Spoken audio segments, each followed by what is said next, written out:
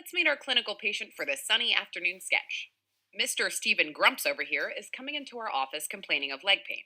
He has a lot of vascular and atherosclerotic risk factors. He's got diabetes, high cholesterol, hypertension, smoking, and known history of coronary artery disease with a previous MI.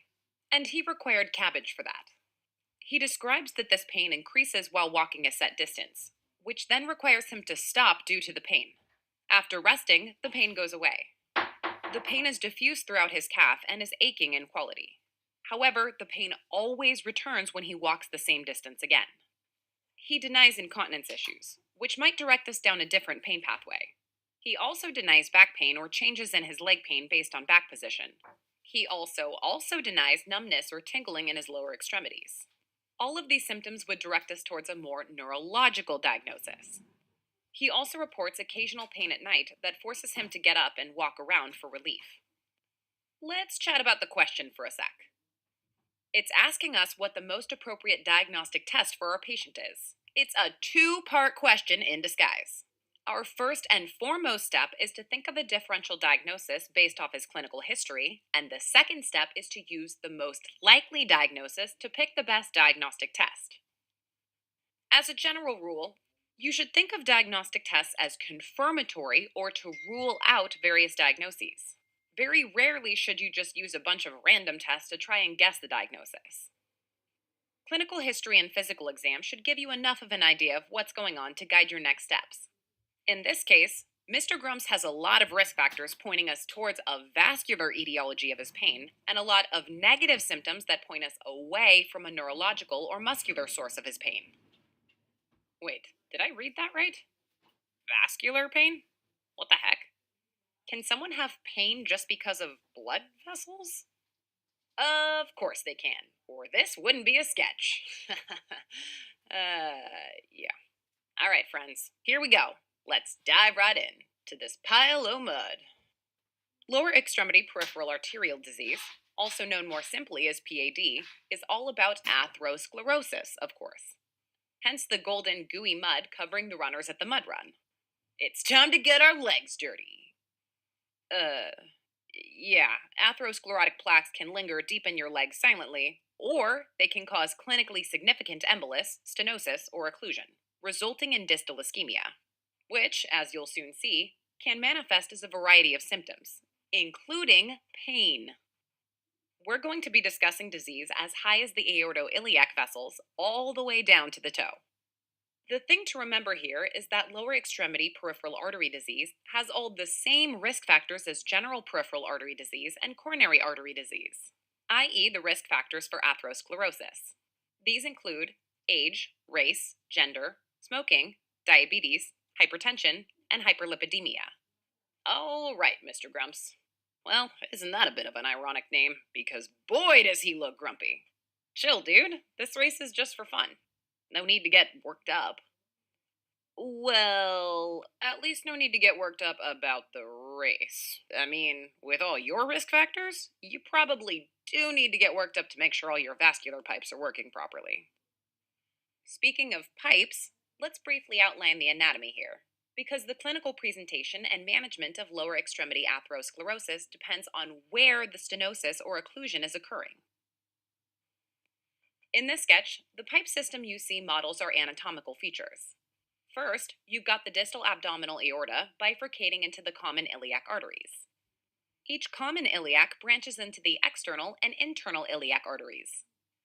The internal iliac artery feeds the walls and the viscera of the pelvis, the reproductive organs, the bladder, as well as the rectum and anus, and finally, the medial compartment of the thigh.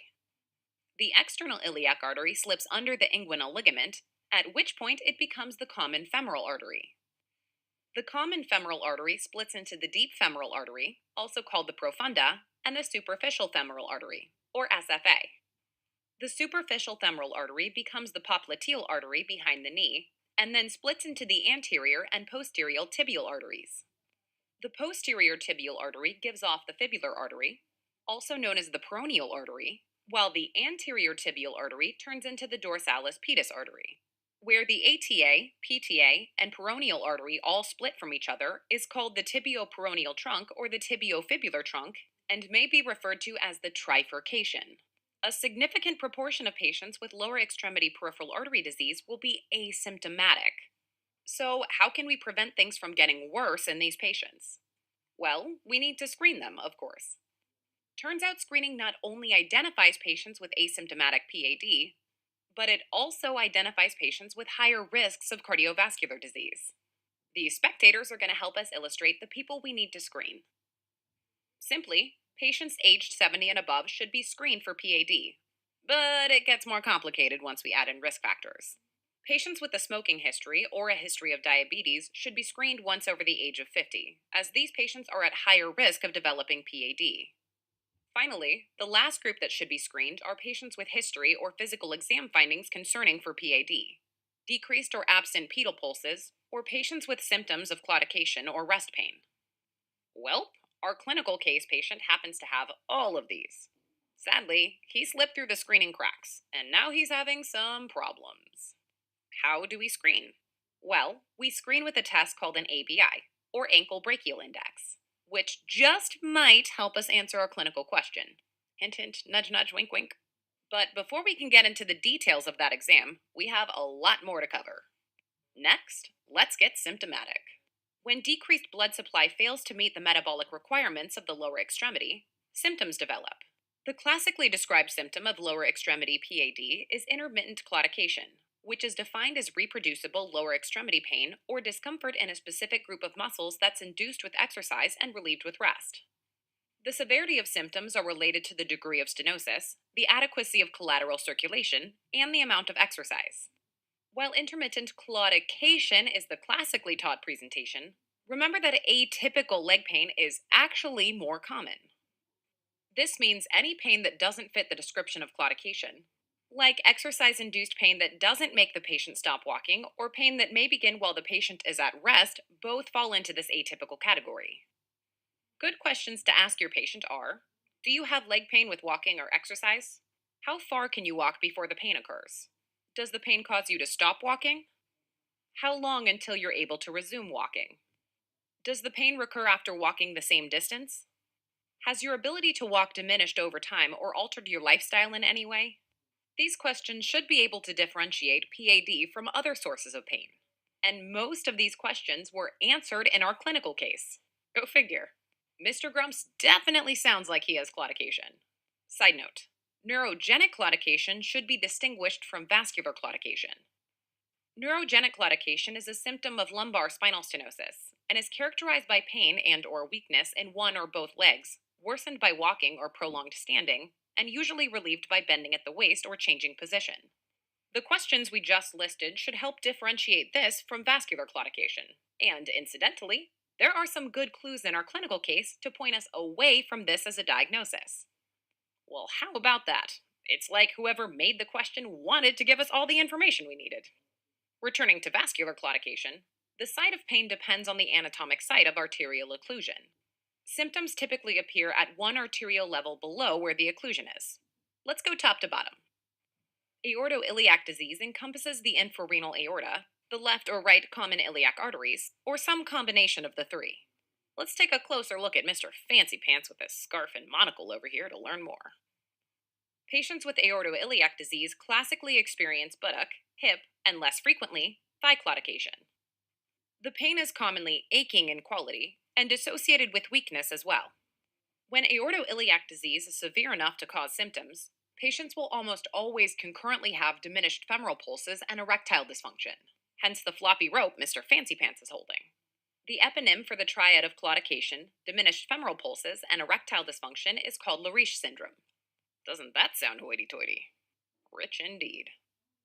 Aortoiliac disease may also present with blue toe syndrome, where cholesterol atheroemboli break off and tumble down to the toes and into the digital arteries where they occlude perfusion, causing blue, painful, cold toes.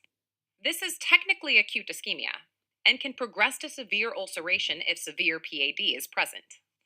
Alright, let's plug up the common femoral artery, or the CFA, next. Patients with symptomatic disease at this anatomic location classically experience claudication in the thigh and/or calf. Expect these patients to have normal femoral pulses in the groin, but decreased distal pulses. specifically popliteal, dorsalis pedis, and posterior tibial pulses. Yep, believe it or not, those pulse exams you learned in your clinical skills classes actually have use. Now we're moving on down the arterial system to the SFA and popliteal arteries. Calf claudication is the most common type of claudication, and that's where our clinical case has symptoms too. Disease in the superficial femoral artery classically causes pain in the upper two-thirds of the calf, while disease in the popliteal artery classically causes pain in the lower third of the calf. And finally, claudication of the foot. This is usually caused by disease of the two tibial and the peroneal arteries. About 70% of patients with intermittent claudication will stabilize or even improve in their symptoms, probably due to development of collateral blood supply, altered metabolic changes in the ischemic muscle, and moderation of their daily activity.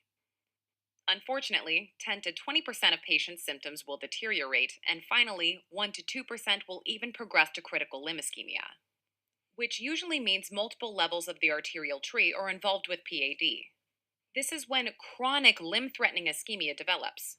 What was once intermittent ischemia presenting as claudication is now chronic ongoing ischemia presenting as rest pain, ischemic ulceration, or even gangrene.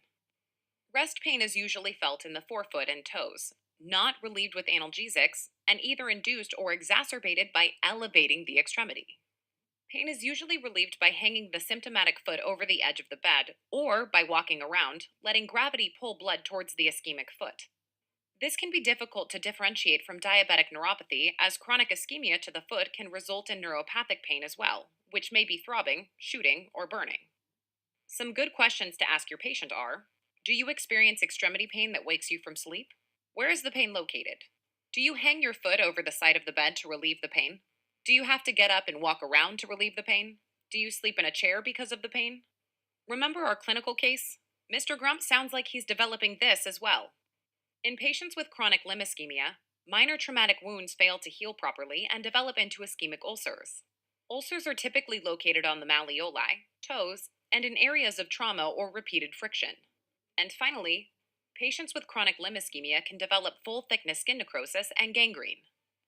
Gangrene can either be wet or dry, and in the setting of peripheral artery disease, it's most common to see dry. These patients with signs of chronic limb-threatening ischemia, e.g. rest pain, ischemic ulcers, and/or gangrene, have the following outcomes at 1 year. 50% will be alive with 2 limbs, looking good, and 25% will have required amputation. Remember that patients with PAD that is severe enough to have critical limb ischemia most likely also have significant CAD, and so the final 25% of patients with critical limb ischemia will have died from cardiovascular disease within 1 year of their diagnosis. In this situation, it's best to think of critical limb ischemia as an indicator of cardiovascular risk rather than as the cause of death. And that brings us to the physical exam, a critical part of the evaluation of the patient with PAD. First, check for bruits due to turbulent flow in the iliac arteries.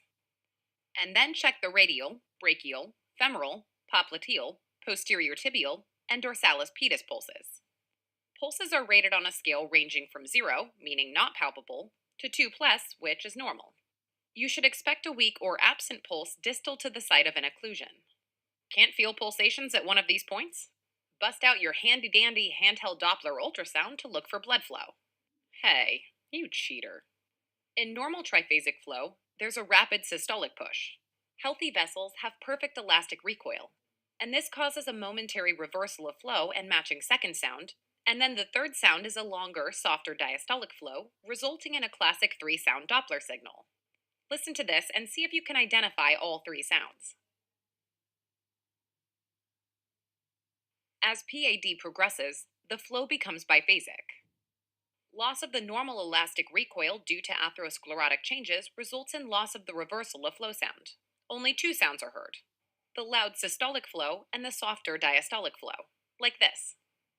In severe disease, significant alterations in the vessels results in a lower flow state and only a single flow sound is heard, termed monophasic. Listen closely. Physical manifestations of chronic hypoperfusion may be appreciated also, depending on the severity of disease. Patients may have hair loss, erythema, shiny thin skin like the saran wrap you see, as well as cold legs and feet. These altogether are sometimes called chronic arterial insufficiency skin changes. and should not be confused with venous skin changes. And of course, in severe cases, there may be skin ulcerations and or frank gangrene. The motor and neurological exam for these patients is also important. They may have fairly significant loss of sensation which developed gradually, and also gradually worsening weakness in the affected extremity. Chronic ischemia can take a toll on the muscles and nerves which may atrophy, leading to weakness or even die off in the case of nerves. Not only is this an indicator that they might have severe PAD, but it also may result in their inability to feel pain, resulting in traumatic wounds that go unnoticed. Any patient with signs of peripheral artery disease on history or physical exam should undergo an ankle brachial index, or ABI, measurement. Ding ding ding! Here's the answer to our clinical question. And what's more, remember our discussion of the screening of patients for PAD? Here's where we're going to dive into those details. ABIs can be performed right at bedside. Easy peasy, ankle squeezy. A BP cuff is attached to the ankle, and Doppler ultrasound is used to identify at which pressure arterial flow is occluded. This can be assessed using the dorsalis pedis or posterior tibial pulse. Repeat for the other leg. Then compare your highest systolic pressure reading to the highest of the two brachial blood pressures. This gives you a ratio, which is your ABI. Typically, a measurement above 0.9 is good. With a number like that, climbing up the wall was no problem for this guy. Less than or equal to zero point 0.9 is associated with mild to moderate occlusive arterial disease, which may be enough disease burden to cause claudication. Below zero point 0.4 is associated with multi-level occlusive disease and chronic limb ischemia, typically with rest pain, ulcers, or gangrene. Eesh, it looks really painful to get up the wall with so much PAD going on. Look at this guy covered in all that atherosclerotic mud holding his box of candy, which we're using to represent diabetes. No, he's not doing really well. The ABI is just lying to us. How dare it? The high ABI ratio is actually misleading in these patients. Those with very severe atherosclerotic disease and or diabetes may actually have elevated ABI readings of greater than 1.3 because the arteries are hardened with calcification and don't compress normally with the blood pressure cuff. This makes the exam uninterpretable for these patients. The toe brachial index, TBI, is a more reliable indicator of limb perfusion in patients with diabetes because the small vessels of the toes are frequently spared from medial calcification. If the ABIs are normal, but there's still high clinical suspicion for your occlusive disease based on the history or physical exam, you should get an exercise treadmill test. The goal of this test is to reproduce claudication and measure a decreased ABI after exercise. And finally, if more formal ABI testing is pursued, rather than just at bedside, it can be combined with what's called segmental pressures, which involves taking blood pressure incrementally down the extremity, localizing the site of the occlusion very accurately. This is usually in conjunction with pulse volume recording, or PVR, which includes tracing the Doppler arterial waveform at various levels of the leg. Remember that patients diagnosed with peripheral arterial disease are also very likely to have cardiovascular disease and coronary artery disease because they're all related to the same disease process, atherosclerosis. Claudication and decreased ABI are both independent predictors of cardiovascular morbidity and mortality.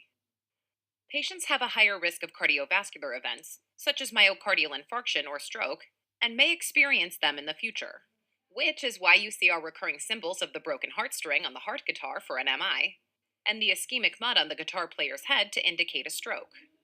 That's why it's so important to make sure these patients get the most appropriate care, which is what we'll cover in our next sketch. Okay, let's take a moment to sum this all up. Nah, don't worry, it'll be quick. Lower extremity peripheral arterial disease, or PAD, results from atherosclerosis of the lower extremities. It has the same risk factors as other forms of atherosclerosis, including CAD. Those risk factors are age, race, gender, smoking, diabetes, hypertension, and hyperlipidemia. A good understanding of the lower extremity vascular anatomy is critical to understanding the patient's presentation, diagnosis, and the eventual treatment of this disease. Many patients may be asymptomatic, and screening with ankle brachial index, or ABI, should occur in all patients greater than 70, patients greater than 50 with a history of smoking or diabetes, or patients with clinical history or physical exam findings consistent with PAD. Pain and other symptoms result from decreased perfusion of the lower extremities due to the atherosclerosis reducing the flow of the blood to these distal arteries. Intermittent claudication is the classic description of pain from PAD. Specifically, gradually increasing pain with exercise, like walking, up to a specific distance, which then causes the patient to stop, is relieved with rest, and is reproducible each time the patient walks the same distance. However, it's more common for patients to present with atypical symptoms, which means patients present with pain that doesn't quite fit the true definition of claudication. Aortoiliac atherosclerotic disease, also known as Lariche syndrome, presents as a classic triad of buttock and thigh claudication, erectile dysfunction, and diminished femoral pulses. Patients may also have symptoms of blue toe syndrome from atheroemboli traveling to the distal small arteries of the pedal digits. Thigh and upper calf claudication typically indicates disease at the level of the common femoral artery. Patients will also have decreased pulses distal to this occlusion, specifically in the popliteal, DP, and PT pulses. Pain in the calf only, and not the thigh, may indicate superficial femoral artery or popliteal artery disease. Typically, calf pain is the most common type of claudication. Finally, claudication in the foot indicates small vessel disease of the anterior tibial artery, posterior tibial artery, or peroneal artery, or any combination of the three. Of patients with claudication, most improve or do not get worse. 10 to 20% will have worsening disease, and 1 to 2% will progress to critical limb ischemia. Usually, critical limb ischemia involves multiple arterial levels of disease. Critical limb ischemia is the same as a chronic ischemia that's threatening the survival of the limb, and unless intervened upon, the limb will die. Critical limb ischemia may present with rest pain, ischemic ulceration, and/or gangrene of the feet. Within 1 year, approximately 50% of patients with critical limb ischemia will be alive with 2 legs, 25% will go on to have amputation of at least 1 leg, and 25% will have died from cardiovascular disease. Physical exam includes auscultation for bruits, palpation of all the lower extremity pulses, examination of the skin for hair loss, temperature and skin changes, and a thorough motor and neuro exam. Doppler ultrasonography may be required for difficult to palpate or absent pulses and may be triphasic, biphasic, or monophasic. ABI is also important for diagnosis of PAD. An ABI less than 0.9 will diagnose PAD. An ABI of less than 0.4 means a patient is likely to have critical limb ischemia and will likely have symptoms of critical limb ischemia. Diabetic patients may have exceptionally calcified vessels, resulting in an unreliable ABI reading of greater than 1.3. Toe brachial index may be used in these patients. Exercise treadmill test or pulse volume recording and segmental blood pressures are other diagnostic tests for evaluation of PAD. Even if asymptomatic, patients with PAD are at much higher risk for cardiovascular events such as MI or stroke, and so treatment should be initiated for PAD once the diagnosis has been made. All right, head on over to our next sketch to cover all the different types of treatment for PAD. What are you waiting for?